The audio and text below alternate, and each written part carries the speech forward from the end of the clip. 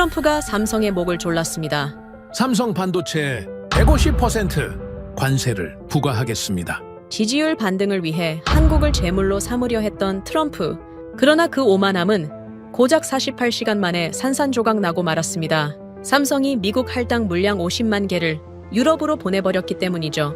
무려 5년치 물량을 싹쓸이 해간 유럽에 전 세계는 경악했고 반도체 부족으로 경제가 휘청이자 트럼프를 끌어내려야 한다는 여론이 폭발하고 있습니다. 도대체 무슨 일이 벌어진 걸까요? 한국 기업 하나가 미국 대통령을 탄핵 위기로 몰아넣은 충격적인 전말. 지금 시작합니다. 최강대국 미국이 한국 앞에 무릎을 꿇었습니다. 반도체 때문이에요. 삼성전자가 공급을 끊자 엔비디아 서버가 멈췄습니다. 이틀 만에 나스닥이 12% 폭락했어요. 대통령 탄핵소추안까지 발의됐죠. 그 모든 재앙의 시발점에 제가 있었습니다. 저는 톰 해리슨입니다. 미 상무부 산업안보국 차관보로 27년째 일해왔어요. 업계에서는 무역 저승사자라 불렸죠. 관세 폭탄 하나로 국가 경제를 흔드는 게 제 전문이었습니다. 그런 제가 지금 공항 라운지에 쫓기듯 앉아 있어요. TV에는 제 얼굴이 워싱턴의 역적이라는 자막과 함께 나오고 있습니다. 손에는 의회 소환장이 들려있죠. 나흘 전 백악관에서 있었던 일을 말씀드려야겠습니다. 그날 저는 미국 경제에 독을 탔어요. 제 손으로요. 2025년 1월 19일 일요일이었습니다. 백악관 웨스트윙 복도를 걸을 때 공기가 무거웠어요. 경호원들 표정이 굳어 있었습니다. 무슨 일인지 감이 왔죠. 지지율이에요. 대통령 재선 지지율이 바닥을 뚫었다는 소문이 돌고 있었습니다. 국가경제위원회 회의실 문을 열자 리처드 벤스 위원장이 서 있었습니다. 대통령의 복심이라 불리는 사람이에요. 그의 손에는 서류 뭉치가 들려 있었습니다. 톰. 벤스 위원장이 제 이름을 불렀습니다. 그리고 서류를 제 가슴팍에 던졌어요. 종이들이 바닥에 흩어졌습니다. 저는 무릎을 꿇고 서류를 주어야 했죠. 굴욕이었습니다. 하지만 내색할 수 없었어요. 이 사람 앞에서는요. 재선 지지율이 바닥이야. 뭔가 보여줘야 해. 벤스 위원장의 목소리는 차가웠습니다. 저는 서류를 훑어봤어요. 삼성전자, 반도체, 관세 150%. 심장이 빠르게 뛰기 시작했습니다. 이건 선전포고나 다름없었어요. 한국을 제물로 삼아 무조건 받아내. 벤스 위원장이 창밖을 바라보며 말했습니다. 받아낸다는 게 뭘까요? 기술 이전, 공장 이전, 아니면 그냥 굴복하는 모습 자체. 저는 물어보지 않았습니다. 물어볼 필요가 없었어요. 결과만 가져오라는 뜻이었으니까요. 과정은 알아서 하라는 거죠. 과정은 묻지 않겠어. 결과만 가져와. 삼성의 항복 문서 말이야. 역시나 그랬습니다. 저는 서류를 가슴에 안고 비릿하게 웃었어요. 한국이라 겁주면 되는 나라 아닙니까? 일본도 그랬고 대만도 그랬습니다. 미국이 으르렁거리면 꼬리를 내리는 게 아시아 국가들이에요. 적어도 저는 그렇게 믿었습니다.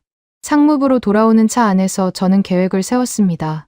관세 150%면 삼성 반도체의 미국 시장 진입은 사실상 불가능해져요. 그들이 선택할 수 있는 건 두 가지뿐이죠. 기술을 넘기거나 미국에 공장을 짓거나 어느 쪽이든 미국의 승리입니다. 저는 창밖으로 스쳐 지나가는 워싱턴 거리를 바라봤어요. 승리의 맛이 벌써 느껴지는 것 같았습니다. 상무부 청사에 도착하자 참모들이 대기하고 있었습니다. 제 표정을 보더니 다들 긴장했어요. 좋은 징조였죠. 저는 집무실로 들어가 책상 서랍을 열었습니다. 몽블랑 마이스터 스틱 149점. 제가 20년 넘게 써온 만년필이에요. 이 펜으로 수십 개국의 운명을 갈랐습니다. 오늘도 마찬가지였죠. 행정명령 13977호. 대한민국산 반도체에 대한 관세 150% 부과. 저는 만년필 뚜껑을 열고 문서 하단에 서명했습니다. 굵은 잉크 자국이 종이에 스며들었어요. 잉크가 마르기도 전에 문이 벌컥 열렸습니다. 차관보님, 제니퍼 킴이었습니다. 기술정책관이에요. MIT에서 재료공학 박사를 받은 수재죠. 한국계 미국인이라 한국 기술에 대해 잘 안다고 자부하는 친구였습니다. 그녀의 손에는 두꺼운 보고서가 들려 있었어요. 이건 자폭입니다. 제니퍼가 소리쳤습니다. 저는 눈썹을 치켜 올렸어요. 자폭이라고요? 미국이 한국한테 관세를 매기는 게 왜 자폭입니까? HBM 기술은 대체 불가능해요. 삼성과 SK가 전 세계 시장의 95%를 장악하고 있습니다. 마이크론은 수율이 10%도 안 돼요. 제니퍼가 보고서를 펼쳐 보였습니다. 그래프와 숫자들이 빼곡했어요. 저는 한 글자도 읽지 않았습니다. 읽을 필요가 없었어요. 기술이 뭐 어떻습니까? 돈이면 다 되는 거 아닙니까? 미국 정부가 마이크론에 보조금을 쏟아부으면 금방 따라잡을 수 있어요. 적어도 저는 그렇게 믿었습니다. 닥쳐요, 킴. 저는 차갑게 말했습니다. 제니퍼의 얼굴이 하얗게 질렸어요. 차관보님, 제 말 좀 들어보세요. 이 관세가 발효되면 엔비디아 생산 라인이 멈춥니다. 애플 신제품 출시도 연기돼요. 미국 기업들이 먼저 죽는다고요. 제니퍼의 목소리가 떨렸습니다. 간절했어요. 하지만 저는 이미 결정을 내린 뒤였습니다. 백악관의 명령이었어요. 거스를 수 없는 명령이죠. 아니, 거스르고 싶지 않았습니다. 이건 제 경력의 정점이 될 거였으니까요. 저는 보안요원을 불렀습니다. 이 사람 내보내. 차관보님. 제니퍼가 버둥거렸습니다. 보안요원 2명이 그녀의 팔을 잡고 끌어냈어요. 저는 그 모습을 지켜보며 한마디 덧붙였습니다. 내 방에서 패배주의자 냄새 안 나게 치워. 문이 닫혔습니다. 제니퍼의 보고서가 바닥에 떨어져 있었어요. 저는 그걸 집어들어 쓰레기통에 던졌습니다. 한국 기술 분석? 필요 없어요. 미국은 세계 최강입니다. 한국 따위가 미국을 이길 수 있겠습니까? 참모들이 샴페인을 들고 들어왔습니다. 누군가 코르크를 땄어요. 펑하는 소리와 함께 거품이 솟구쳤습니다. 저는 쓰레기통을 가리켰어요. 저기 부어. 참모가 어리둥절한 표정을 지었습니다. 저는 다시 말했죠. 제니퍼 보고서 위에 부으라고. 샴페인이 쓰레기통 안으로 쏟아졌습니다. 보고서가 흠뻑 젖었어요. 저는 그 모습을 보며 잔을 들었습니다. 삼성. 겁주면 알아서 기는 하청업체일 뿐이야. 참모들이 웃음을 터뜨렸습니다. 우리는 잔을 부딪혔어요. 샴페인의 차가운 거품이 목구멍을 타고 내려갔습니다. 승리의 맛이었어요. 적어도 그때는 그렇게 느꼈습니다. 다음 날 저는 한국행 전용기에 올랐습니다. 앤드루스 공군기지에 기자들이 몰려 있었어요. 저는 트랩에 서서 손가락으로 V자를 그려 보였습니다. 플래시가 터졌어요. 내일 신문 일면을 장식할 사진이었죠. 기내에 오르자 비서가 태블릿을 건넸습니다. 마이크론 주가 그래프였어요. 관세 발표 소식에 주가가 8% 올랐습니다.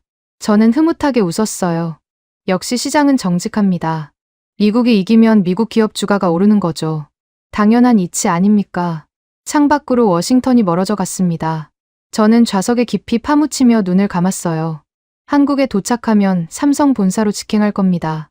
책상을 탁 치고 소리를 지르면 그들은 벌벌 떨겠죠. 늘 그래왔으니까요. 아시아인들은 미국 앞에서 고개를 숙입니다. 한국도 다르지 않을 거예요. 그날 제가 든 샴페인 잔 속에는 미국 경제의 독배가 들어 있었습니다. 저는 그걸 몰랐어요. 아니, 알려고 하지 않았습니다. 오만이 제 눈을 가렸고 탐욕이 제 귀를 막았습니다. 쓰레기통에 버린 제니퍼의 보고서가 진실이었어요. 하지만 저는 진실보다 권력을 택했습니다. 그 대가를 치르게 될 줄은 꿈에도 몰랐죠. 전용기가 태평양 상공을 날았습니다. 저는 잠이 들었어요. 꿈속에서 저는 여전히 승자였습니다. 한국을 무릎 꿇리고 개선장군처럼 워싱턴에 돌아오는 꿈이었죠. 그런데 현실은 정반대였습니다. 나흘 뒤 무릎을 꿇은 건 미국이었어요. 인천공항에 내리자마자 한기가 뼛속까지 파고들었습니다. 영하 17도, 기록적인 한파라고 했어요. 저는 코트깃을 세우며 리무진에 올랐습니다. 새벽 4시였어요. 판교에 있는 호텔로 가는 길이었죠. 차창 밖으로 서울의 불빛들이 스쳐 지나갔습니다. 생각보다 번화하더군요. 하지만 어디까지나 미국에 비하면 시골이에요. 저는 그렇게 생각했습니다. 판교에 접어들자 이상한 광경이 눈에 들어왔어요. 호텔 앞에 사람들이 줄을 서 있었습니다. 수백 명은 되어 보였어요. 새벽 4시예요. 영하 17도의 칼바람이 부는데 사람들이 텐트를 치고 있었습니다. 핫팩을 흔들고 입김을 불며 발을 동동 구르고 있었죠. 마치 난민촌 같았어요. 저 거지들은 뭐야? 저는 수행원에게 물었습니다. 수행원이 창밖을 힐끗 보더니 대답했어요. 애플 수석 부사장입니다. 그리고 저쪽은 구글 구매 총괄이에요. 저는 귀를 의심했습니다. 뭐라고요? 애플. 구글. 세계 최고의 기업 임원들이 새벽에 줄을 서서 텐트촌을 형성하고 있다고요. 번호표 받으려고 노숙 중입니다. 삼성 반도체 할당량을 받으려면 예약이 필요한데 경쟁이 치열해서요. 수행원의 설명이 이어졌습니다.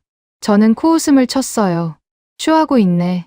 삼성이 뭐라고 저 거물들이 줄을 섭니까? 분명 언론 플레이일 거예요. 한국 반도체의 중요성을 과시하려는 연극이겠죠. 저는 창문을 닫았습니다. 볼 가치도 없었어요. 호텔에서 잠깐 눈을 붙이고 아침 8시에 삼성전자 본사로 향했습니다. 수원에 있는 거대한 건물이었어요. 로비에 들어서자 차가운 공기가 느껴졌습니다. 에어컨 때문이 아니었어요. 분위기 자체가 서늘했습니다. 직원들이 바쁘게 오가고 있었지만 아무도 저를 쳐다보지 않았어요. 미국 상무부 차관보가 왔는데 말이죠. 저는 안내 데스크로 걸어갔습니다. 젊은 여직원이 앉아 있었어요. 저는 명함을 내밀었습니다. 톰 해리슨, 미국 상무부 산업안보국 차관보요. 장태수 부사장과 미팅이 있소. 여직원이 명함을 받아들고 컴퓨터를 확인했습니다. 잠시 후 고개를 들었어요. 예약 내역이 없으신데요. 저는 눈을 깜빡였습니다. 예약이요? 미국 정부 고위 관료가 예약 없이 왔다고 쫓아내겠다는 겁니까? 예약이 없으면 대기하셔야 합니다. 저쪽 소파에 앉아 계세요. 여직원의 목소리는 정중했지만 단호했습니다. 저는 어이가 없었어요. 이게 무슨 상황입니까? 미국 특사를 소파에 앉혀놓고 기다리라고요? 당신 지금 누구한테 그러는 거요? 저는 목소리를 높였습니다. 하지만 여직원은 눈 하나 깜짝하지 않았어요. 회사 규정입니다. 예약 없이 오시면 순서대로 대기하셔야 해요. 주변 직원들이 힐끗힐끗 쳐다봤습니다. 저는 얼굴이 화끈거렸어요. 굴욕이었습니다. 27년 관료 생활 중 이런 대우를 받아본 적이 없었어요. 일본에서도, 대만에서도, 독일에서도 저는 항상 VIP 대우를 받았습니다. 그런데 한국에서 소파에 앉아서 기다리라고요? 저는 이를 악물고 소파에 앉았습니다. 45분이 지났어요. 45분 동안 아무도 저를 찾지 않았습니다. 커피 한 잔 내오는 사람도 없었어요. 저는 손목시계를 몇 번이나 확인했습니다. 분노가 치밀어 올랐어요. 좋아. 두고 보자. 이 무례함의 대가를 치르게 해주겠어. 마침내 비서가 나타났습니다. 차관보님, 회의실로 안내해 드리겠습니다. 저는 벌떡 일어났어요. 엘리베이터를 타고 18층으로 올라갔습니다. 복도를 걸을 때 심장이 쿵쾅거렸어요. 분노 때문이었습니다. 회의실 문이 열렸습니다. 넓은 방이었어요. 한쪽 벽면에는 거대한 스크린이 있었고 긴 테이블 끝에 한 남자가 앉아 있었습니다. 장태수, 삼성전자 메모리사업부 글로벌 마케팅 실장, 부사장이라고 했죠. 희끗한 머리에 날카로운 눈매를 가진 남자였습니다. 손목에는 비싼 시계 대신 갤럭시 워치가 채워져 있었어요. 그의 앞에는 낡은 가죽 서류 가방이 놓여 있었습니다. 저는 가방을 테이블 위에 집어 던졌습니다. 쿵 하는 소리가 회의실에 울렸어요. 그리고 두 손으로 책상을 내리쳤습니다.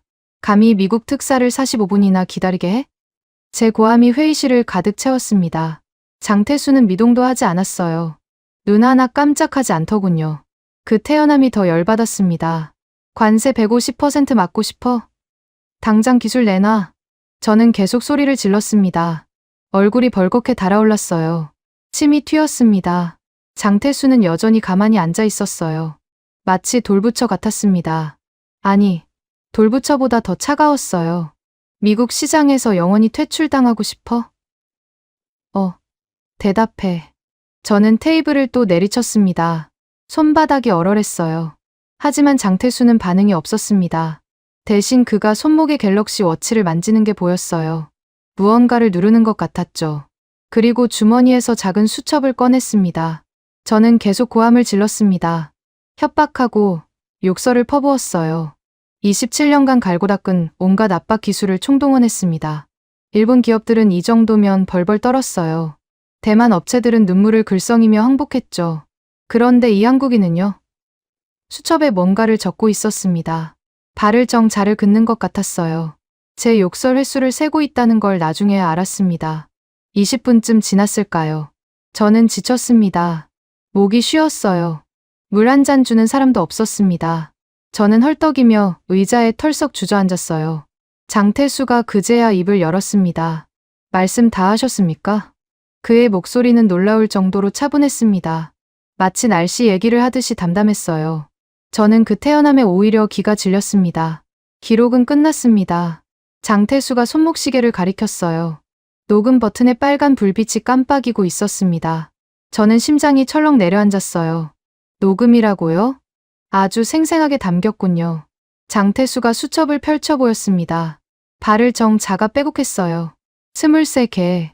제가 23번의 욕설을 퍼부었다는 뜻이었죠. 차관보님의 협박과 욕설. 고스란히 기록됐습니다.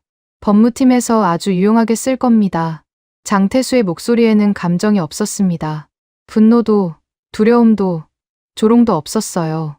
오직 사실만을 전달하는 목소리였죠. 저는 등골이 서늘해졌습니다. 이건 예상 밖이었어요. 한국인들이 이렇게 나올 줄은 몰랐습니다. 삭제해. 당장. 저는 낮은 목소리로 말했습니다. 장태수가 고개를 저었어요. 그건 제 권한 밖입니다. 이미 클라우드에 백업됐거든요. 저는 주먹을 불끈 쥐었습니다. 이 자식이 나를 가지고 놀고 있었어요. 처음부터 함정이었던 겁니다. 저를 기다리게 해서 분노하게 만들고 그 분노를 녹음한 거예요. 계획된 수순이었습니다. 협상하자고요. 녹음 파일 삭제하고 관세 건도 원만하게. 저는 목소리를 누그러뜨렸습니다. 하지만 장태수는 손을 들어 제 말을 끊었어요. 협상은 내일 하시죠. 오늘은 여기까지입니다. 장태수가 자리에서 일어났습니다. 낡은 가죽 가방을 들고 문 쪽으로 걸어갔어요. 저는 허탈하게 그 뒷모습을 바라봤습니다. 이게 뭡니까? 미국 상무부 차관보를 이렇게 내치다니요. 문 앞에서 장태수가 잠깐 멈췄습니다. 고개를 돌려 저를 바라봤어요. 아, 차관보님. 로비에서 기다리시던 분들 보셨죠? 애플이랑 구글이요. 저는 대답하지 않았습니다. 장태수가 희미하게 웃었어요. 웃음이라기보다는 입꼬리가 살짝 올라간 정도였죠. 그분들은 사흘째 기다리고 계십니다. 차관보님은 45분이셨고요. 문이 닫혔습니다. 저는 텅 빈 회의실에 혼자 남았어요. 창밖으로 수원의 하늘이 보였습니다. 잿빛 구름이 낮게 깔려 있었어요. 저는 한참 동안 움직이지 못했습니다. 무언가 잘못되고 있다는 느낌이 들었어요. 하지만 인정하고 싶지 않았습니다. 미국이 한국한테 밀릴 리가 없잖아요. 그건 있을 수 없는 일이에요. 저는 자리에서 일어나 가방을 집어들었습니다. 내일이면 달라질 거야. 내일은 제대로 눌러줘야겠어. 저는 스스로를 다독이며 회의실을 나섰습니다. 복도를 걸을 때 삼성 직원들이 스쳐 지나갔어요. 아무도 저를 쳐다보지 않았습니다. 마치 제가 투명인간인 것처럼요. 엘리베이터를 기다리는데 휴대폰이 울렸습니다. 벤스 위원장이었어요. 저는 전화를 받았습니다. 어떻게 됐어?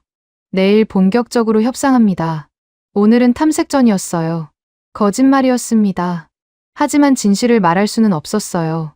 미국 차관보가 한국 기업한테 당했다고 할 수는 없잖아요. 좋아. 결과 기대하고 있어. 전화가 끊겼습니다. 저는 깊은 한숨을 내쉬었어요. 엘리베이터 문이 열렸습니다. 안에 장태수의 비서로 보이는 젊은 남자가 서 있었어요. 그가 저를 보더니 고개를 살짝 숙였습니다. 차관보님, 내일 회의는 오전 10시입니다. 이번에는 예약해 드렸으니까요. 저는 대답하지 않고 엘리베이터에 올랐습니다. 문이 닫히기 직전 비서가 덧붙였어요. 참, 장 부사장님 말씀이요. 내일은 편하게 말씀하셔도 됩니다. 어차피 또 녹음할 거니까요. 문이 닫혔습니다. 저는 이를 악물었어요. 두고 보자. 내일은 다를 거야. 반드시 굴복시키고 말 테니까. 다음 날 아침, 저는 삼성전자 본사에 다시 섰습니다. 이번에는 예약이 되어 있었죠. 로비에서 기다릴 필요가 없었어요. 하지만 그게 전부였습니다. 대우가 달라진 건 아무것도 없었어요. 커피 한 잔 나오지 않았고 인사하는 직원도 없었습니다. 저는 그저 엘리베이터를 타고 18층으로 올라갔을 뿐이에요. 회의실에 들어서자 장태수가 이미 자리에 앉아 있었습니다. 어제와 똑같은 자리, 똑같은 자세였어요. 손목에는 여전히 갤럭시 워치가 채워져 있었고 앞에는 낡은 가죽 가방이 놓여 있었습니다. 달라진 게 있다면 그의 옆에 또 한 사람이 앉아 있다는 것이었어요. 민병국, 삼성전자 법무실장이라고 자기소개를 했습니다. 전무라고 했죠. 사람 좋아 보이는 인상이었어요. 반달눈으로 웃는 얼굴이 마치 동네 아저씨 같았습니다. 하지만 저는 그 웃음이 불편했어요. 뭔가 숨기고 있는 것 같았거든요. 저는 자리에 앉으며 단도직입적으로 말했습니다. 어제 녹음한 파일, 삭제해요. 그러면 관세건도 재협상할 용의가 있소. 장태수가 고개를 살짝 기울였습니다. 마치 제 말을 곱씹는 것처럼요. 잠시 침묵이 흘렀어요. 회의실의 시계 초침 소리가 유난히 크게 들렸습니다. 째깍, 째깍. 저는 그 소리가 신경 쓰였어요. 차관보님. 장태수가 입을 열었습니다. 목소리는 어제처럼 차분했어요. 감정이 실려있지 않았습니다. 녹음 파일은 협상 대상이 아닙니다. 그건 저희 보험이에요. 저는 이를 악물었습니다. 보험이라고요? 미국 고위 관료를 협박하는 도구로 쓰겠다는 겁니까? 대신 다른 제안을 드리죠.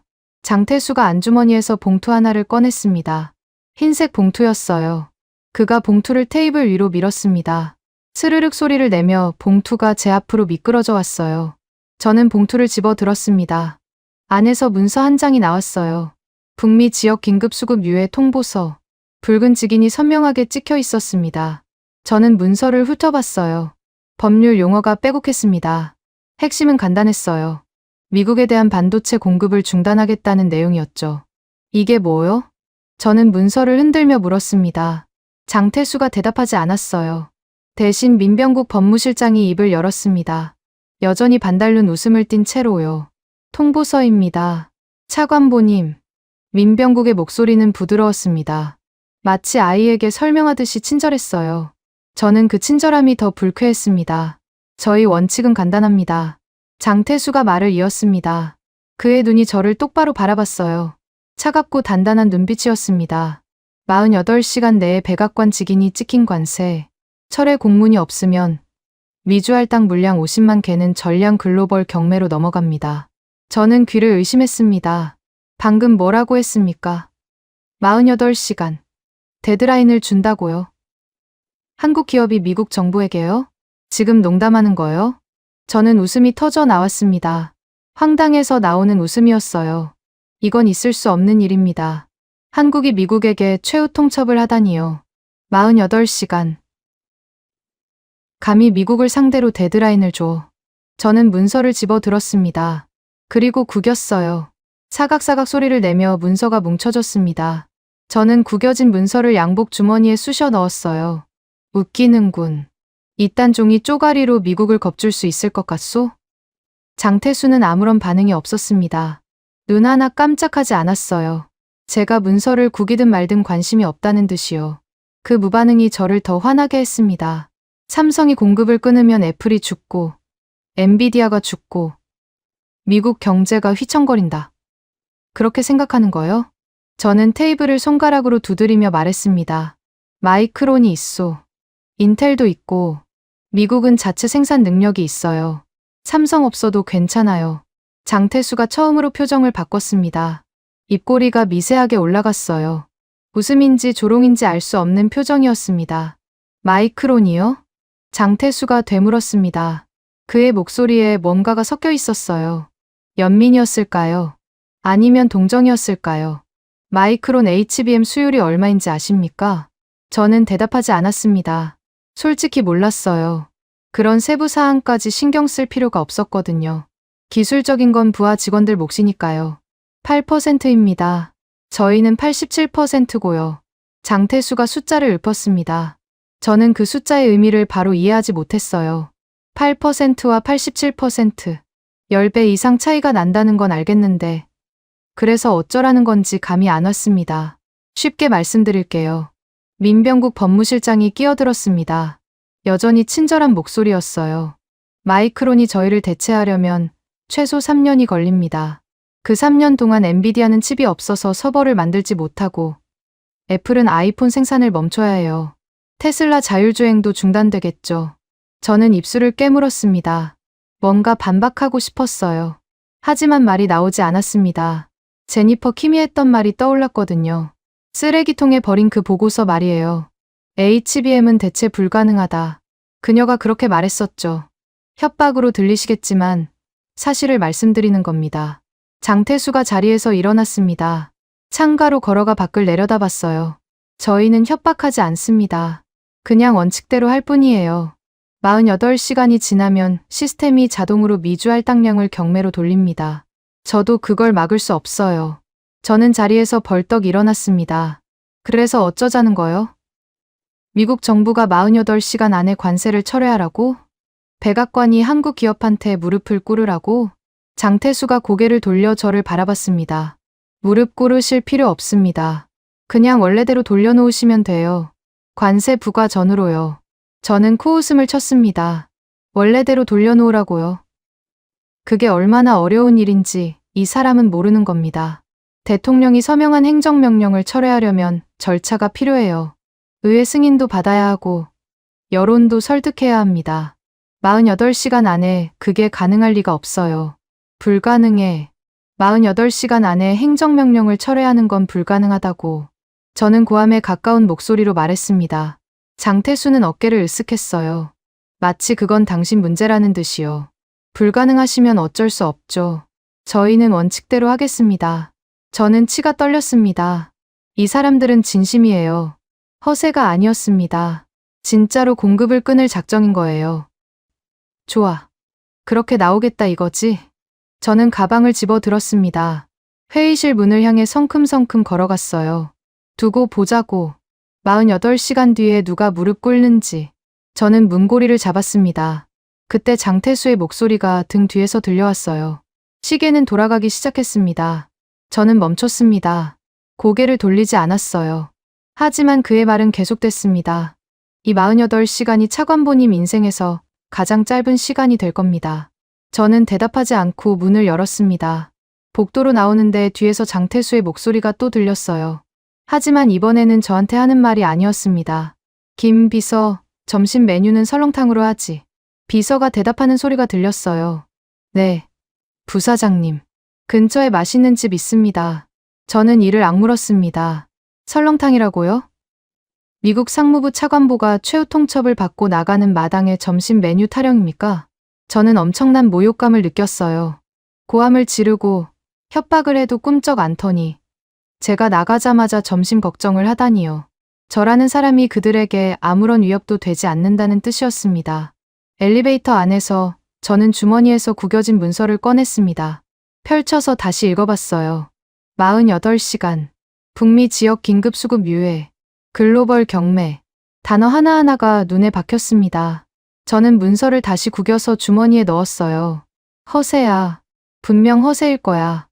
삼성이 미국 시장을 포기할 리가 없어. 그건 자살행위잖아. 저는 스스로를 설득했습니다. 하지만 마음 한구석이 불안했어요. 장태수의 눈빛이 자꾸 떠올랐거든요. 그 눈에는 두려움이 없었습니다. 협상하는 사람의 눈이 아니었어요. 이미 결정을 내린 사람의 눈이었습니다. 로비로 내려오니 아까 그 텐트촌이 보였습니다. 애플 부사장, 구글 구매 총괄. 그들이 여전히 줄을 서서 기다리고 있었어요. 저는 그들 옆을 지나쳤습니다. 누군가 저를 알아봤는지 속삭이는 소리가 들렸어요. 저 사람 미국 상무부 아니야? 표정이 왜 저래? 저는 못 들은 척하고 빠르게 걸었습니다. 리무진에 올라타자마자 운전사에게 말했어요. 호텔로 가. 차가 출발했습니다. 창밖으로 삼성전자 본사 건물이 멀어져 갔어요. 저는 휴대폰을 꺼내 시간을 확인했습니다. 오전 11시 23분. 48시간 카운트다운이 시작됐습니다. 저는 아직 그게 무슨 의미인지 제대로 이해하지 못하고 있었어요. 호텔 스위트룸에 도착하자마자 저는 마이크론 아시아 담당 임원에게 전화를 걸었습니다. 케빈 머피. 3년 전 골프장에서 만난 친구예요.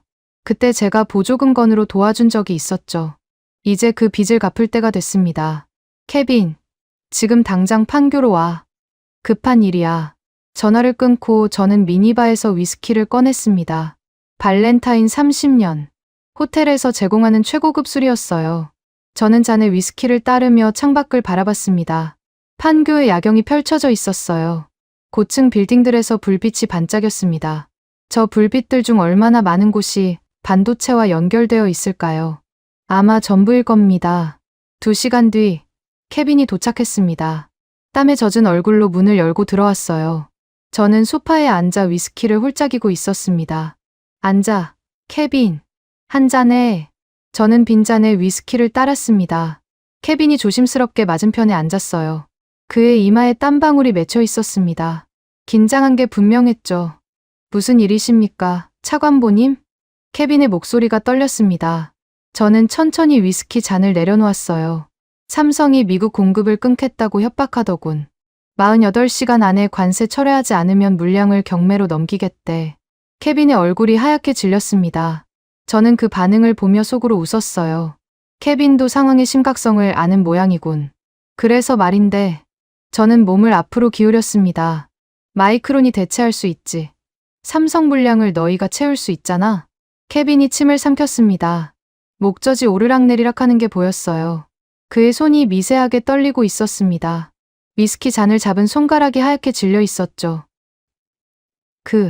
그게요. 케빈이 말을 더듬었습니다. 저는 기다렸어요. 눈을 똑바로 바라보며 대답을 재촉했습니다. 솔직하게 말해, 케빈. 할 수 있어. 없어? 케빈이 고개를 들었습니다. 그의 눈동자가 흔들리고 있었어요. 무언가 결정을 내리는 눈빛이었습니다. 그리고 그가 입을 열었어요. 물론입니다. 공장 풀가동 중입니다. 저는 안도의 한숨을 내쉬었습니다. 그렇지. 역시 대안이 있었어. 삼성이 아무리 잘난 척해도 마이크론이 있잖아. 미국 기업이 있다고. 수율은 어때? 삼성 수준까지 올라왔어? 제가 물었습니다. 케빈이 또 침을 삼켰어요. 그의 손 떨림이 더 심해졌습니다. 하지만 저는 그걸 보지 못했어요. 아니, 보고 싶지 않았던 건지도 모릅니다. 네. 거의 다 따라잡았습니다. 몇 달만 더 있으면 완전히. 케빈의 목소리가 점점 작아졌습니다. 저는 그의 말을 끊었어요. 좋아. 그 말만 들으면 됐어. 저는 자리에서 일어나 케빈의 어깨를 두드렸습니다. 기분이 좋았어요. 대안이 있다는 확신이 생겼거든요. 삼성이 공급을 끊으면 마이크론이 채우면 됩니다. 간단한 문제였어요. 케빈, 고마워. 다음에 골프 치자. 케빈이 어색하게 웃었습니다. 그 웃음이 조금 이상하다는 걸 저는 눈치채지 못했어요. 케빈이 일어서며 위스키 잔을 테이블에 내려놓았습니다. 그의 손이 여전히 떨리고 있었죠. 잔이 탁 소리를 내며 테이블에 부딪혔습니다.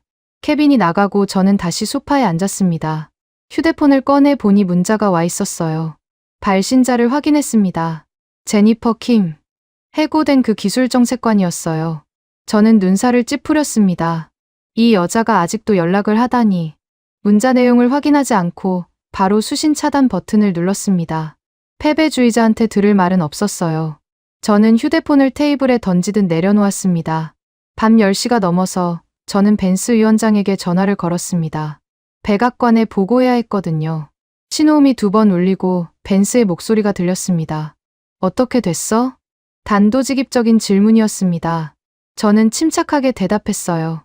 삼성을 완전히 눌렀습니다. 거짓말이었습니다. 하지만 진실을 말할 수는 없었어요. 48시간 최후 통첩을 받았다고 할 수는 없잖아요. 놈들은 지금쯤 벌벌 떨고 있을 겁니다. 내일이면 항복 문서 들고 올 거예요. 벤스가 잠시 침묵했습니다. 저는 가슴이 두근거렸어요. 믿어줘. 제발 믿어달라고. 좋아. 기대하고 있겠어. 벤스의 목소리에 만족감이 묻어 있었습니다. 저는 안도의 한숨을 내쉬었어요. 일단 넘겼습니다. 시간을 벌었어요. 아, 그리고 톰. 벤스가 덧붙였습니다. 실패하면 내가 책임지는 거야. 알지? 전화가 끊겼습니다. 저는 휴대폰을 바라보며 입술을 깨물었어요. 책임이라. 실패하면 제 커리어는 끝입니다. 27년을 쌓아온 모든 게 무너지는 거죠. 하지만 실패할 리가 없어요. 마이크론이 있으니까. 삼성이 아무리 버텨도 미국한테는 대안이 있습니다. 자정이 가까워지자 저는 룸서비스를 불렀습니다. 스테이크와 와인을 주문했어요. 배가 고팠거든요. 아침부터 아무것도 못 먹었습니다. 협상한다고 정신이 없었으니까요. 스테이크가 도착했습니다. 웰던으로 잘 구워진 고기에서 김이 모락모락 피어올랐어요. 저는 나이프로 고기를 썰며 TV를 켰습니다. 한국 예능 프로그램이 나오더군요. 말은 하나도 알아듣지 못했지만 상관없었습니다. 그냥 배경소음이 필요했어요. 스테이크를 한 점 입에 넣었습니다. 육즙이 퍼지면서 기분이 좋아졌어요. 와인을 한 모금 마셨습니다. 몸에 긴장이 풀리는 것 같았죠. 저는 소파에 깊이 파묻히며 천장을 바라봤습니다. 괜찮아. 다 잘 될 거야. 삼성이 허세를 부리는 거야. 48시간이 지나도 아무 일 없을 거야. 저는 스스로를 다독였습니다. 하지만 마음 한구석에 불안이 남아 있었어요. 케빈의 떨리는 손이 자꾸 떠올랐거든요. 그 손이 무엇을 의미하는지 저는 알면서도 모른 척했습니다. 인정하고 싶지 않았어요. TV 화면 한구석에 시계가 떠 있었습니다. 밤 11시 45분. 48시간 카운트다운 중 이미 12시간이 지났어요. 남은 시간은 36시간. 저는 그 숫자를 보면서도 심각하게 받아들이지 않았습니다. 장태수의 경고가 허풍이라고 믿었거든요. 스테이크를 다 먹고 와인 한 병을 비웠습니다. 취기가 올라오면서 눈이 감겼어요. 저는 소파에서 그대로 잠이 들었습니다. 창밖에서는 눈이 내리기 시작했어요. 기록적인 한파가 계속되고 있었습니다. 하지만 저는 따뜻한 스위트룸 안에서 코를 골았죠. 세상이 어떻게 돌아가는지 모른 채로요. 새벽 3시쯤 잠이 깼습니다. 목이 말랐어요. 미니바에서 물을 꺼내 마시다가 휴대폰을 확인했습니다. 부재중 전화 3통. 전부 케빈이었어요. 저는 고개를 갸웃거렸습니다. 이 시간에 왜 전화를 한 거지? 콜백을 누르려다 말았습니다. 새벽 3시에 전화할 정도면 급한 일이겠죠. 하지만 급한 일이면 문자를 남겼을 겁니다. 문자가 없다는 건 그렇게 급하지 않다는 뜻이에요. 저는 휴대폰을 다시 내려놓았습니다. 내일 아침에 확인하지 뭐. 저는 다시 잠자리에 들었어요. 그게 실수였습니다. 케빈이 전화한 이유를 나중에 알았어요. 그는 고백하려고 했던 겁니다. 마이크론 수율이 8%밖에 안 된다는 사실을요.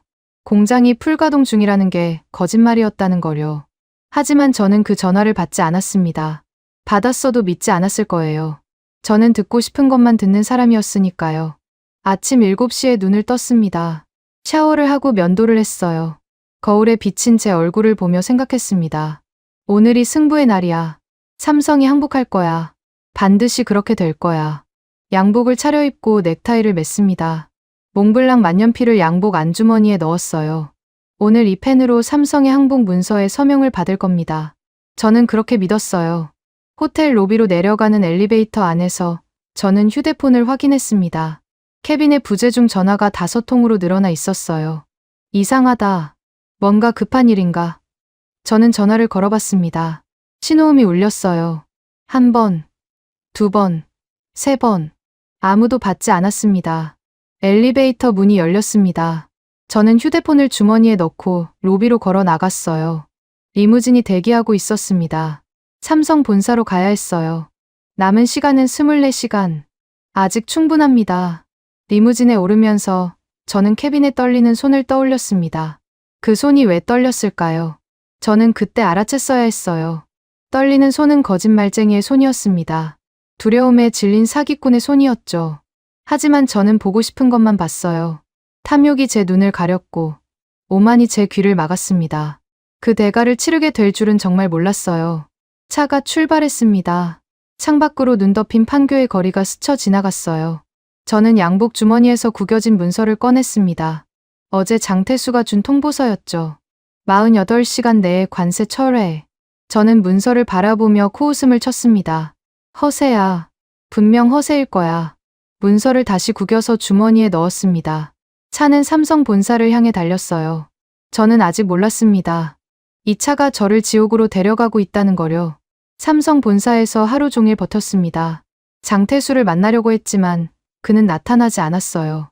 회의가 있다는 핑계였죠. 저는 로비에서 기다렸습니다.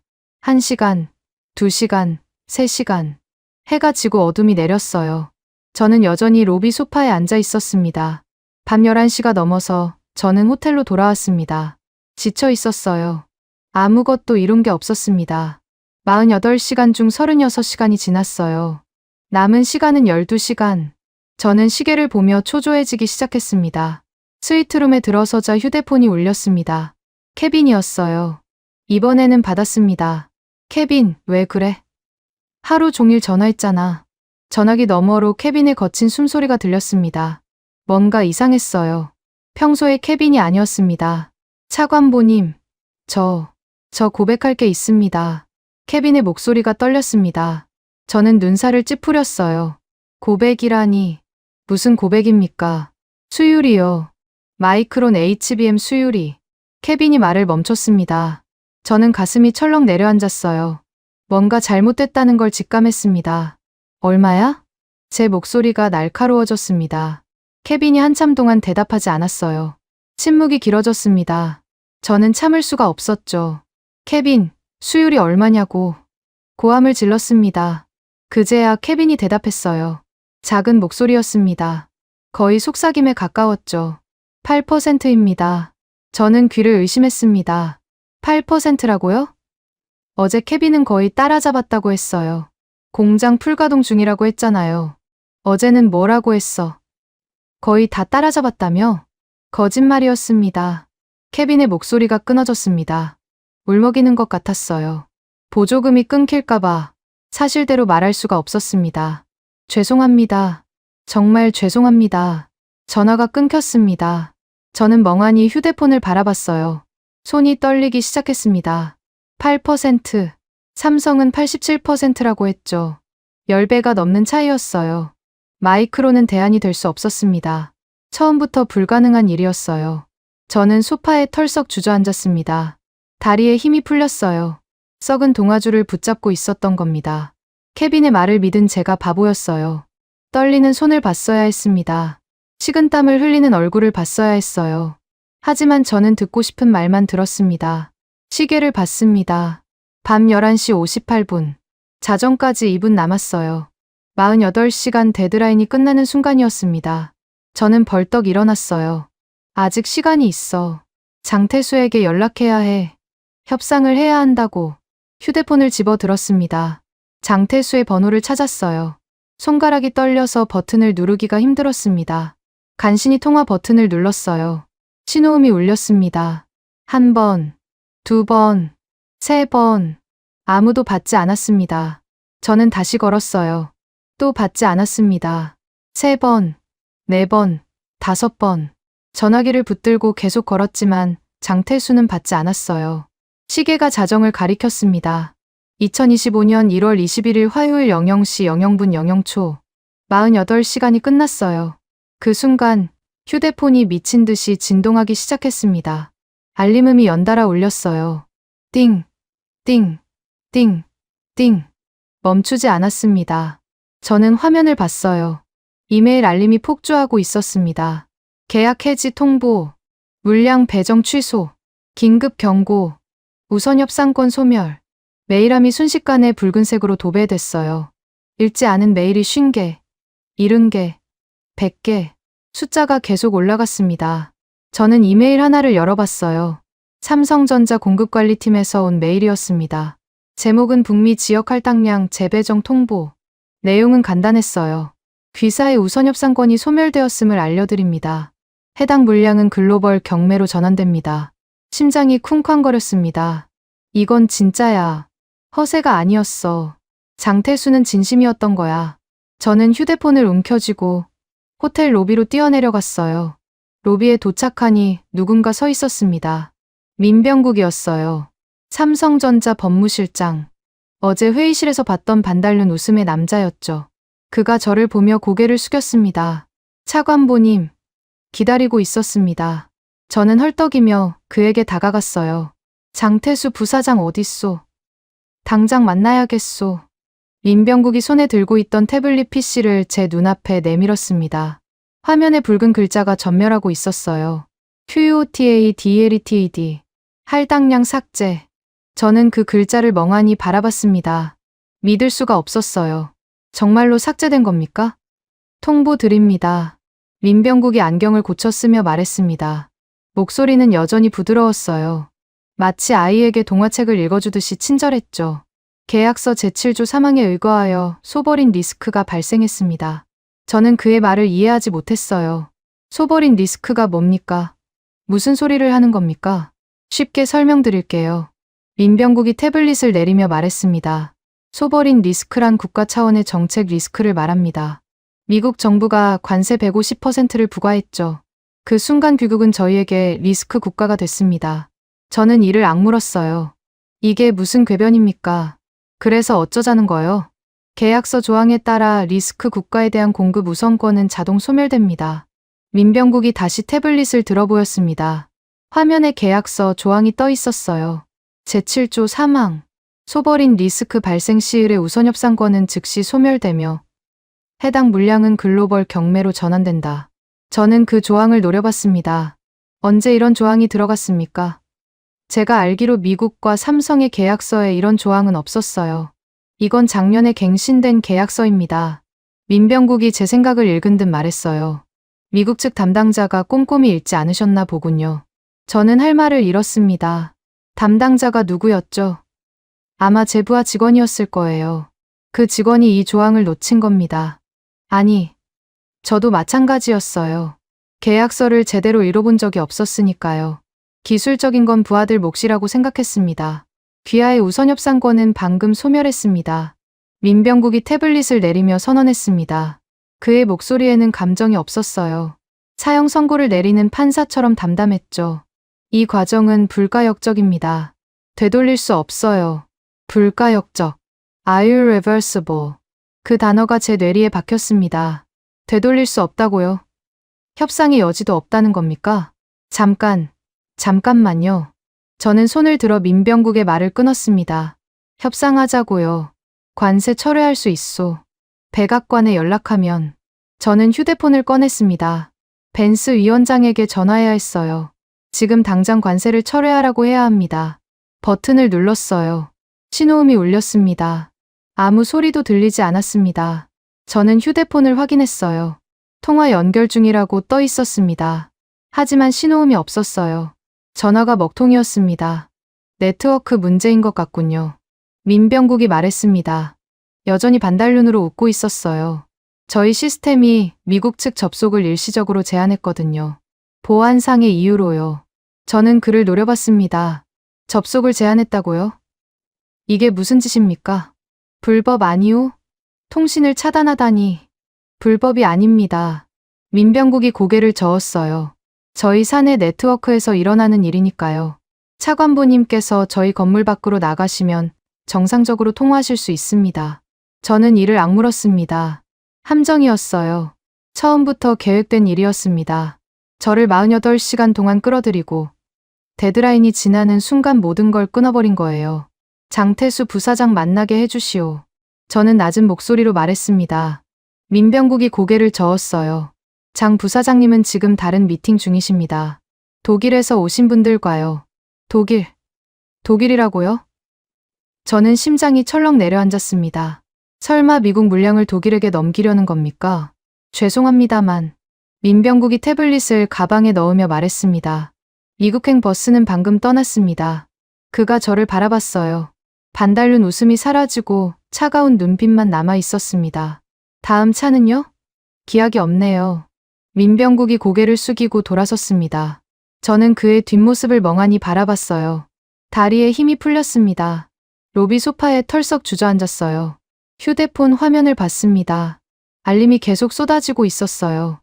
엔비디아에서 온 메일, 애플에서 온 메일, 테슬라에서 온 메일, 전부 같은 내용이었습니다. 삼성 공급이 끊겼다. 어떻게 된 거냐? 책임져라. 저는 휴대폰을 움켜쥐었습니다. 손이 떨렸어요. 어떻게 해야 하지? 백악관에 뭐라고 보고하지? 벤스 위원장에게 뭐라고 말하지? 로비 창밖으로 눈이 내리고 있었습니다. 영하 17도의 칼바람이 불었어요. 저는 그 눈을 바라보며 생각했습니다. 끝났어. 모든 게 끝났어. 하지만 진짜 지옥은 아직 시작도 하지 않았습니다. 6장 실행 비명은 미국에서, 지구 반대편에서 비명이 터져 나왔습니다. 캘리포니아 산타클라라. 엔비디아 본사 서버실이었어요. 저는 그 현장에 없었지만 나중에 영상으로 봤습니다. 차마 눈을 뜨고 볼 수가 없었어요. 새벽 2시. 한국 시간으로는 오후 7시였죠. 삼성의 데드라인이 지나고 7시간이 흘렀습니다. 엔비디아 서버실에서 경고등이 미친 듯이 번쩍이기 시작했어요. 빨간 불빛이 천장과 벽을 가득 채웠습니다. 사이렌이 울렸어요. 엔지니어들이 모니터 앞으로 달려갔습니다. 냉각 팬이 멈췄습니다. 하나가 아니었어요. 전체가 멈췄습니다. 서버 온도가 치솟기 시작했어요. 70도, 80도, 90도. 메인 모니터에 붉은 글자가 떠올랐습니다. 시스템 정지. 메모리를 찾을 수 없음. 엔지니어들이 머리를 감싸 쥐었어요. 누군가 비명을 질렀습니다. 또 누군가는 무릎을 꿇었어요. 수십억 달러짜리 서버들이 고철 덩어리로 변하고 있었습니다. 저는 판교 호텔 로비에서 그 소식을 들었습니다. 휴대폰이 또 미친 듯이 울렸거든요. 발신자는 젠슨 황, 엔비디아 CEO였어요. 저는 떨리는 손으로 전화를 받았습니다. 톰, 젠슨의 고함이 고막을 찢었습니다. 저는 휴대폰을 귀에서 떼야 했어요. 그의 목소리가 로비 전체에 울려 퍼졌습니다. 이 멍청한 자식아. 지금 우리 서버실이 어떻게 됐는지 알아? 저는 대답하지 못했습니다. 입이 열리지 않았어요. 칩이 없어. 삼성 칩이 없다고. 예비 재고가 바닥났어. 젠슨의 목소리가 갈라졌습니다. 분노인지 절망인지 알 수 없었어요. 아마 둘 다였을 겁니다. 10분 안에 칩 못 구하면 나 백악관 폭파해버릴 거야. 알겠어. 진짜 폭파한다고. 협박이 아니었어요. 그의 목소리에서 진심이 느껴졌습니다. 세계 최고의 반도체 기업 CEO가 미쳐가고 있었어요. 저 때문에요. 젠슨, 진정해. 내가 어떻게든이라고? 젠슨이 비웃었습니다. 날카롭고 차가운 웃음이었어요. 내가 뭘 어떻게든 해? 넌 아무것도 못해. 넌 그냥 정치꾼이야. 기술이 뭔지도 모르는 무식한 관료라고. 저는 할 말이 없었습니다. 그의 말이 맞았으니까요. 저는 기술을 몰랐어요. HBM이 뭔지, 수율이 뭔지, 왜 삼성이 대체 불가능한지 몰랐습니다. 알려고도 하지 않았죠. 당신 때문에 엔비디아는 오늘 죽었어. 젠슨의 목소리가 낮아졌습니다. 분노가 가라앉고 절망만 남은 것 같았어요. 그리고 내일은 미국 경제가 죽을 차례야. 전화가 끊겼습니다. 저는 휴대폰을 바라보며 멍하니 서 있었어요. 손이 떨렸습니다. 다리도 떨렸어요. 온몸이 떨리고 있었습니다. 그때 TV에서 속보가 떴습니다. 로비에 걸린 대형 스크린이었어요. 한국어 자막이 흘러갔지만 화면만 봐도 무슨 일인지 알 수 있었습니다. 마이크론 공장장 내부 고발. 수율 사실 8%. 생산 불가. 케빈이었어요. 케빈의 거짓말이 들통난 겁니다. 공장장이 내부 고발을 한 거였죠. 마이크론은 삼성을 대체할 수 없었습니다. 처음부터 불가능한 일이었어요. 그리고 이제 전 세계가 그 사실을 알게 됐습니다. 저는 케빈에게 전화를 걸었습니다. 신호음이 울렸어요. 1번, 2번, 3번. 받지 않았습니다. 10번을 걸었어요. 20번을 걸었습니다. 케빈은 끝내 전화를 받지 않았어요. 나중에 알았습니다. 그는 휴대폰을 끄고 도망쳤어요. 가족과 함께 멕시코로 떠났다더군요. 휴대폰이 다시 울렸습니다. 벤스 위원장이었어요. 저는 심호흡을 하고 전화를 받았습니다. 벤스 위원장님. 제가. 닥쳐. 벤스의 목소리는 얼음처럼 차가웠습니다. 저는 입을 다물었어요. 내가 뭘 했는지 알아? 나스닥이 지금 폭락 중이야. 개장 전인데도 선물 시장에서 8%가 빠졌어. 개장하면 12% 넘게 빠질 거래. 저는 숨이 막혔습니다. 12%라고요? 하루 만에 나스닥이 12%가 빠진다고요? 대통령이 미쳐 날뛰고 있어. 내 목을 가져오라고 소리치더라고. 벤스의 목소리에 감정이 없었어요. 사형 선고를 내리는 판사처럼 담담했습니다. 내가 죽어서 해결해. 전화가 끊겼습니다. 저는 휴대폰을 움켜쥐었어요. 죽어서 해결하라고요. 그게 무슨 말입니까? 저한테 모든 책임을 뒤집어 씌우겠다는 겁니까? 저는 다급해졌습니다. 장태수에게 연락해야 했어요. 살려달라고 애걸해야 했습니다. 자존심 따위 버릴 준비가 되어 있었어요. 무릎을 꿇어야 한다면 꿇겠습니다. 살려만 주세요. 휴대폰으로 문자를 입력했습니다. 손이 너무 떨려서 오타가 났어요. 지우고 다시 썼습니다. 장 부사장님, 협상합시다. 관세 철회하겠습니다. 제발 연락 주십시오. 전송 버튼을 눌렀습니다. 잠시 후 화면에 메시지가 떴어요. 전송 실패. 저는 다시 시도했습니다. 또 전송 실패였어요. 3번, 4번, 5번. 전부 실패였습니다. 삼성이 제 번호를 차단한 게 분명했어요. 저는 호텔 전화기를 집어 들었습니다. 삼성전자 대표번호로 전화를 걸었어요. 신호음이 울렸습니다. 누군가 받았어요. 삼성전자입니다. 장태수 부사장 연결해 주시오. 급한 일이오. 잠시 침묵이 흘렀습니다. 그리고 상담원의 목소리가 들렸어요. 죄송합니다만 어떤 분이시죠? 톰 해리슨이요. 미국 상무부 차관보. 또 침묵이 흘렀습니다. 상담원이 무언가를 확인하는 것 같았어요. 키보드 두드리는 소리가 들렸습니다. 죄송합니다, 고객님. 해당 번호로는 연결이 불가능합니다. 뭐라고요? 차단 목록에 등록되어 있습니다. 다른 분의 사항 있으시면 말씀해 주세요. 전화가 끊겼습니다. 저는 수화기를 내려다봤어요. 차단됐다고요?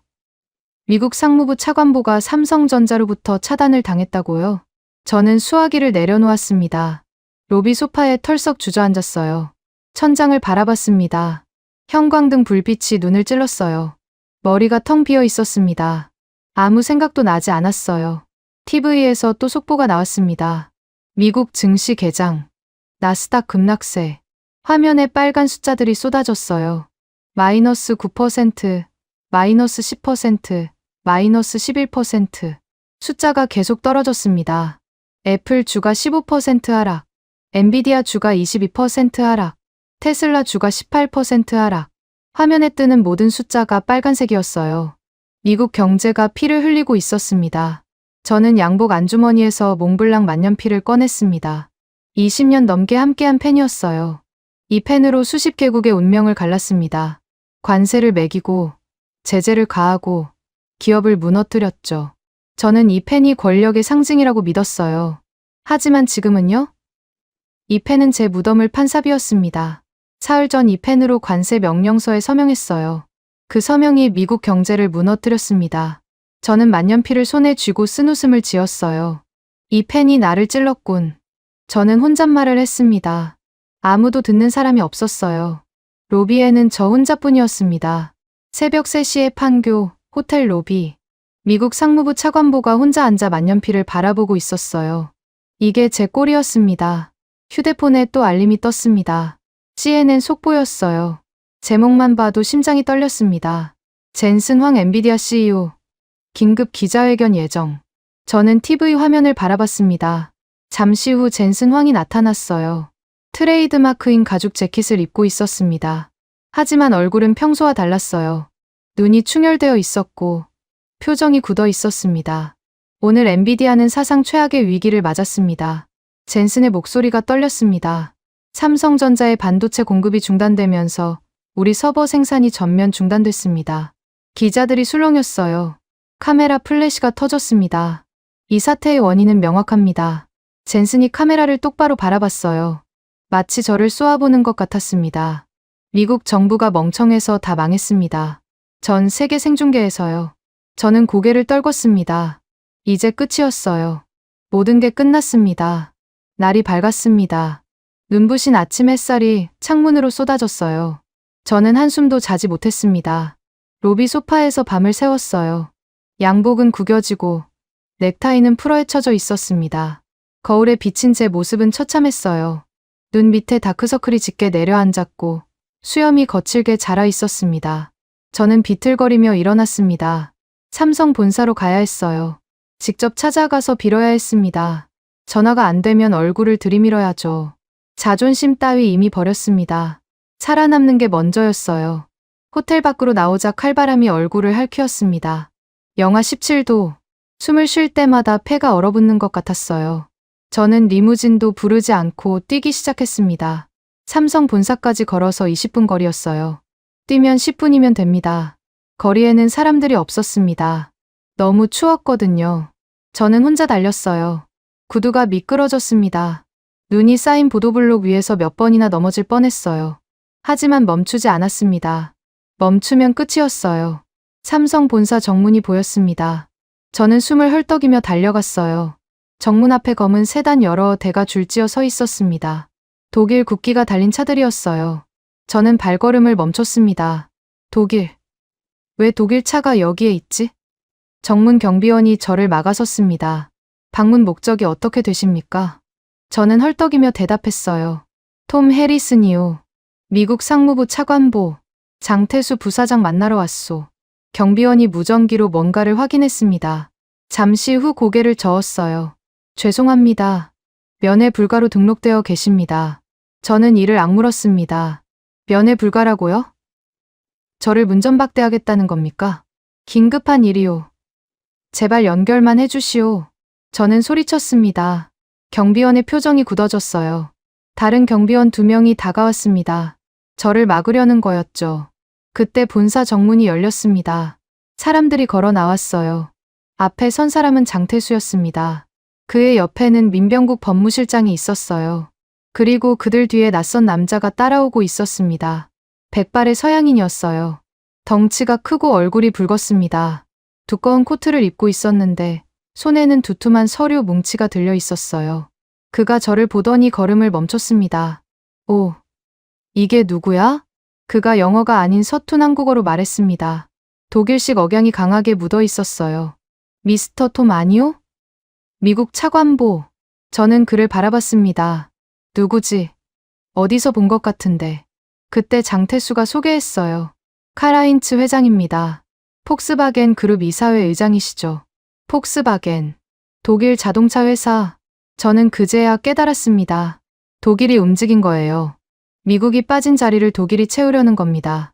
카라인츠가 제게 다가왔습니다. 그의 얼굴에 미소가 번졌어요.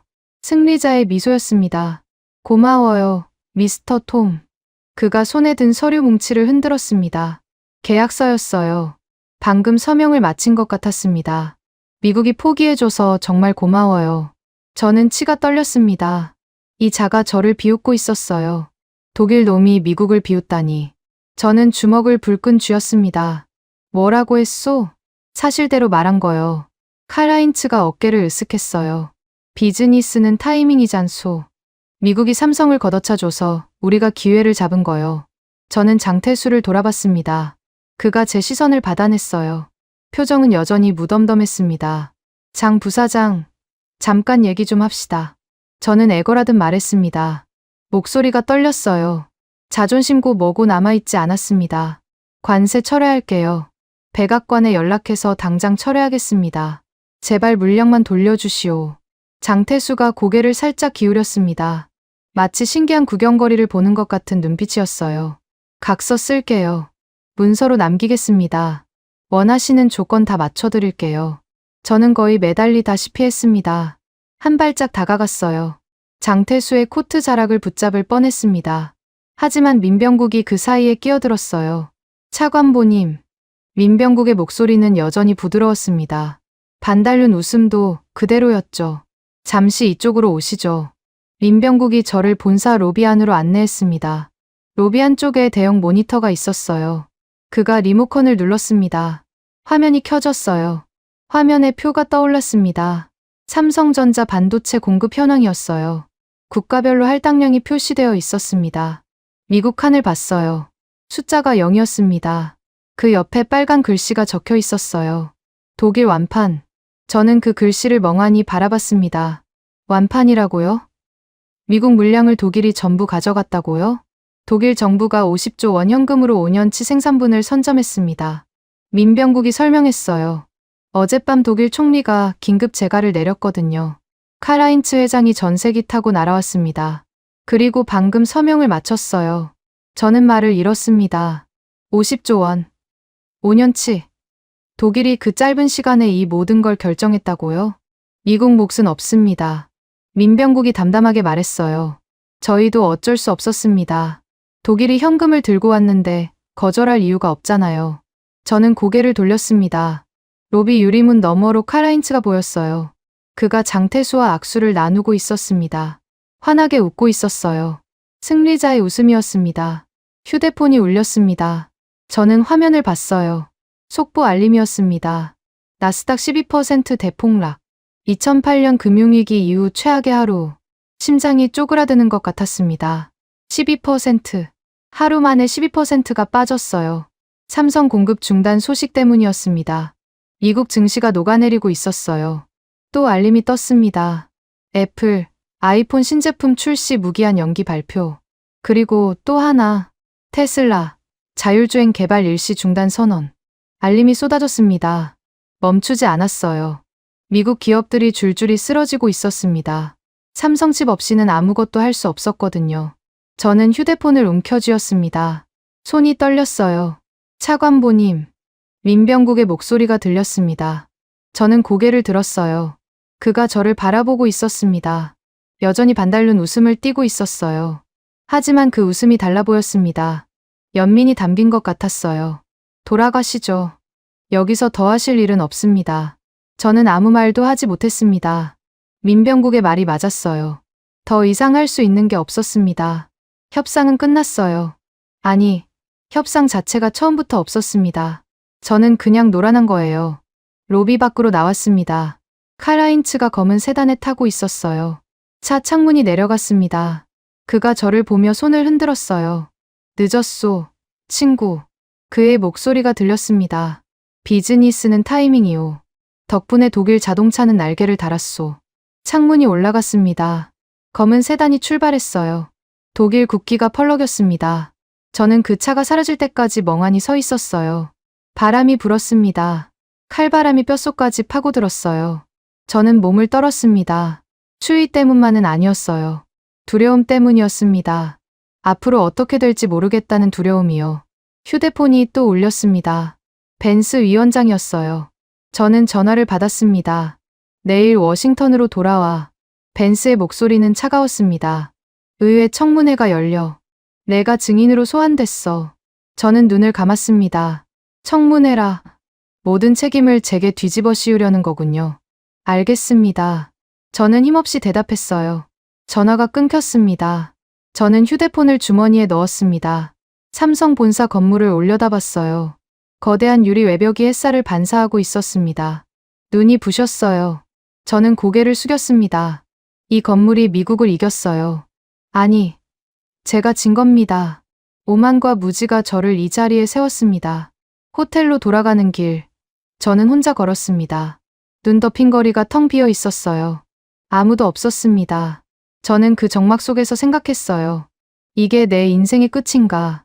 27년을 쌓아온 모든 게 여기서 무너지는 건가? 양복 주머니에서 구겨진 문서가 만져졌습니다. 장태수가 줬던 통보서였어요. 48시간. 그 48시간이 제 운명을 갈랐습니다. 저는 문서를 꺼내 바라봤어요. 붉은 직인이 선명했습니다. 종이를 천천히 찢었습니다. 한 번, 두 번, 세 번. 조각들이 바람에 날렸어요. 눈 위로 흩어졌습니다. 저는 그 조각들을 바라보며 쓴웃음을 지었어요. 끝났군. 혼잣말이 입 밖으로 새어나왔습니다. 하지만 진짜 끝은 아직 오지 않았어요. 워싱턴에서 저를 기다리고 있었습니다. 워싱턴 의회 청문회장은 전쟁터였습니다. 수백 개의 카메라가 저를 향해 있었어요. 플래시가 쉴 새 없이 터졌습니다. 눈이 멀 것 같았어요. 저는 증인석에 앉아 두 손을 모았습니다. 손바닥에 땀이 흥건했어요. 방청석이 가득 찼습니다. 기자들, 정치인들, 그리고 분노한 시민들. 그들의 눈빛이 저를 찔렀어요. 살인자를 보는 것 같은 눈빛이었습니다. 어쩌면 맞는 말이에요. 저는 미국 경제를 죽였으니까요. 청문회장 밖에서 함성이 들렸습니다. 시위대였어요. 백악관 앞에서 피켓을 들고 있다고 했습니다. 창문 너머로 희미하게 구호가 들렸어요.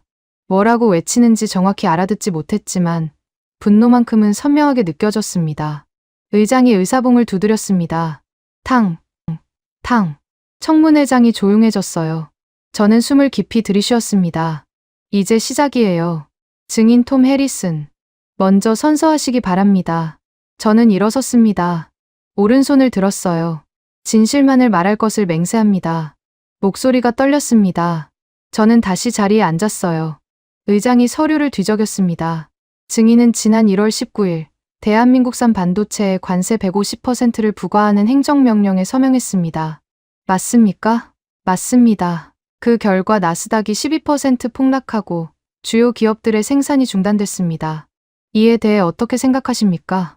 저는 입술을 깨물었습니다. 어떻게 생각하냐고요? 후회한다고 말해야 할까요? 잘못했다고 빌어야 할까요? 저는 명령을 따랐을 뿐입니다. 제 입에서 그 말이 튀어나왔어요. 청문회장이 술렁였습니다. 의장이 눈썹을 치켜 올렸어요. 명령이라고요? 누구의 명령입니까? 저는 잠시 망설였습니다. 벤스 위원장의 얼굴이 떠올랐어요. 그가 어젯밤 전화로 뭐라고 했는지 기억났습니다. 입 닥치고 혼자 뒤집었어. 그게 내 역할이야. 대통령을 보호해. 저는 양복 안주머니를 만졌습니다. 종이 한 장이 들어 있었어요. 꼬깃꼬깃하게 접힌 종이였죠. 저는 그걸 간직하고 있었습니다. 만약을 대비해서요. 증인, 대답하십시오. 누구의 명령이었습니까? 의장이 재촉했습니다. 저는 결정을 내려야 했어요. 벤스의 말대로 혼자 뒤집었을 것인가, 아니면 진실을 말할 것인가. 저는 주머니에서 종이를 꺼냈습니다. 천천히 펼쳤어요. 주름이 잡힌 종이 위에 글씨가 보였습니다. 대통령의 친필 서명이 선명했어요. 이것이 증거입니다. 저는 종이를 들어 올렸습니다. 카메라 플래시가 미친 듯이 터졌어요. 관세 강행 명령서입니다. 대통령의 친필 서명이 담겨 있어요. 청문회장이 술렁였습니다. 의장이 서기에게 문서를 가져오라고 지시했어요. 서기가 제 앞으로 다가와 종이를 받아갔습니다. 저는 명령을 따랐을 뿐입니다. 저는 마이크를 향해 말했어요. 목소리가 떨리지 않았습니다. 오히려 담담했어요. 진짜 범인은 백악관에 있습니다. 대통령 집무실에요. 청문회장이 아수라장이 됐습니다. 기자들이 벌떡 일어났어요. 고함 소리가 터져 나왔습니다. 의장이 의사봉을 두드렸지만 소용없었어요. 아무도 듣지 않았습니다. 저는 증인석에 앉아 그 혼란을 바라봤습니다. 이상하게도 마음이 편안했어요. 짐을 내려놓은 기분이었습니다. 27년간 쌓아온 모든 게 무너졌지만 적어도 거짓말쟁이로 죽지는 않을 거예요. 휴대폰이 진동했습니다. 속보 알림이었어요. 화면을 봤습니다. 미하원, 대통령 탄핵소추 안 발의. 저는 쓴웃음을 지었습니다. 예상한 대로였어요. 제가 폭탄을 터뜨렸고 그 폭발이 백악관까지 번진 겁니다. 청문회가 중단됐습니다. 의장이 휴정을 선언했어요. 저는 자리에서 일어났습니다. 경호원들이 저를 둘러쌌어요. 뒷문으로 빠져나가야 했습니다. 앞문에는 기자들이 몰려 있었거든요. 복도를 걸을 때 창밖이 보였습니다. 백악관 방향이었어요. 시위대가 정문 앞에 모여 있었습니다. 피켓을 들고 있었어요. 글씨는 읽을 수 없었지만 분노만큼은 느껴졌습니다. 저는 발걸음을 멈추고 창밖을 바라봤습니다. 저게 내가 만든 결과야. 저 분노, 저 혼란, 저 파괴. 전부 내 서명 한 번에서 시작된 거야. 경호원이 제 팔을 잡아 끌었습니다. 저는 고개를 돌리고 걸음을 옮겼어요. 뒷문을 나서자 차가운 바람이 얼굴을 때렸습니다. 1월의 워싱턴은 여전히 추웠어요. 검은 세단이 대기하고 있었습니다. 저는 차에 올랐어요. 문이 닫혔습니다. 차가 출발했어요. 창밖으로 국회의사당이 멀어져 갔습니다. 휴대폰에 또 알림이 떴습니다. 뉴스 속보였어요. 백악관 앞 시위대 10,000명 돌파, 경찰과 충돌. 저는 휴대폰을 내려놓았습니다. 눈을 감았어요. 피곤했습니다. 며칠째 제대로 자지 못했거든요. 눈을 감자 어둠 속에서 얼굴들이 떠올랐습니다. 장태수, 민병국, 젠슨 황, 케빈, 벤스 위원장, 그리고 제니퍼 킴. 제니퍼, 해고된 기술정책관. 저한테 경고했던 여자예요. 저는 그녀의 보고서를 쓰레기통에 버렸습니다. 샴페인을 부었죠. 그녀가 옳았어요. 처음부터 끝까지 옳았습니다. 차가 공항 방향으로 달렸습니다. 어디로 가는 건지 몰랐어요. 그냥 몸을 맡겼습니다. 어디든 상관없었어요. 워싱턴만 아니면 됐습니다. 그때 휴대폰이 울렸습니다. 모르는 번호였어요. 저는 망설이다가 받았습니다. 해리슨 차관보님? 여자 목소리였습니다. 낯익은 목소리였어요. 저는 눈을 떴습니다. 제니퍼 킴입니다. 심장이 쿵 뛰었습니다. 제니퍼라고요? 제가 해고한 그 제니퍼? 청문회 봤습니다. 제니퍼의 목소리는 담담했어요. 분노도, 원망도 느껴지지 않았습니다. 용기 있는 선택이었어요. 저는 할 말을 잃었습니다. 용기라고요? 저는 그냥 살아남으려고 발버둥 친 거예요. 용기와는 거리가 멀었습니다. 왜 전화한 거요? 저는 물었습니다. 제니퍼가 잠시 침묵했어요. 그리고 말했습니다. 그냥요. 끝이 어떻게 되는지 보고 싶었어요. 전화가 끊겼습니다. 저는 휴대폰을 바라봤습니다. 끝이 어떻게 되는지. 그녀의 말이 머릿속에 맴돌았어요. 차가 공항에 도착했습니다. 덜레스 국제공항이었어요. 경호원이 문을 열었습니다. 저는 차에서 내렸어요. 찬바람이 코트 사이로 파고들었습니다. 라운지로 향하는 길, 대형 스크린이 보였습니다. 뉴스가 나오고 있었어요. 화면이 둘로 나뉘어 있었습니다. 한쪽은 워싱턴이었어요. 백악관 앞 시위대, 국회의 사당의 혼란, 분노에 찬 시민들의 얼굴. 아수라장이었습니다. 다른 한쪽은 한국이었어요. 평택 삼성 반도체 공장의 야경이 비치고 있었습니다. 붉은 불빛이 밤하늘을 물들이고 있었어요. 거대한 굴뚝에서 연기가 피어올랐습니다. 공장은 멈추지 않고 돌아가고 있었어요. 화면 속에서 두 남자가 걷고 있었습니다. 장태수와 민병국이었어요. 공장 옥상인 것 같았습니다. 그들은 손에 종이컵을 들고 있었어요. 믹스커피 같았습니다. 그들의 표정은 평온했어요. 웃고 있었습니다. 마치 아무 일도 없었다는 듯이요. 자막이 흘러갔습니다. 한국어였지만 영어 번역이 함께 떴어요. 삼성전자, 독일 수출 본격화, 유럽 시장 점유율 급등 전망. 저는 화면을 바라보며 멍하니 서 있었습니다. 저들은 평온하고, 우리는 무너지고 있어. 저들은 웃고, 우리는 울고 있어. 이게 현실이었습니다. 라운지에 들어가 소파에 앉았습니다. 창밖으로 활주로가 보였어요. 비행기들이 이륙하고 착륙하고 있었습니다. 세상은 계속 돌아가고 있었어요. 제가 무너지든 말든 상관없이요. 양복 안주머니에서 몽블랑 만년필을 꺼냈습니다. 20년 넘게 함께한 펜이었어요. 이 펜으로 수많은 문서에 서명했습니다. 제재를 가하고, 관세를 매기고, 국가를 굴복시켰죠. 저는 이 펜이 권력이라고 믿었어요. 하지만 지금 이 펜은 뭘까요?